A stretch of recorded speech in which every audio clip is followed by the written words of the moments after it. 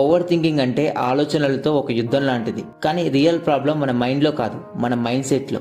So ఈ 5 విషయాలు గుర్తుపెట్టుకో. అప్పుడు నువ్వు ఒక క్లారిటీతో ముందుకు వెళ్తావు.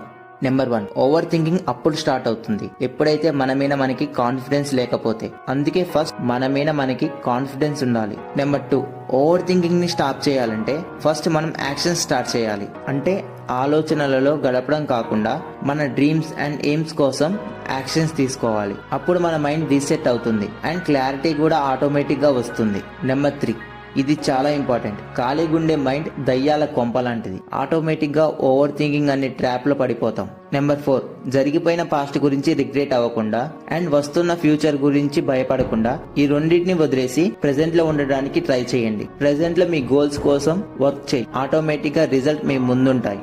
ఓవర్ థింకింగ్ ని స్టార్ట్ చేయడం కాదు, హ్యాండిల్ చేయడం నేర్చుకోవాలి. అండ్ ఎప్పుడు ఎక్కువగా ఆలోచించే మీ ఫ్రెండ్స్ కి షేర్ చేసి కామెంట్ లో మీ ఫ్రెండ్ ఫస్ట్ లెటర్ టైప్ చేయండి. ఇలాంటి valuable and life growing content కోసం మిస్ అవ్వద్దు అనుకుంటే ఇప్పుడే ఫాలో అవ్వండి.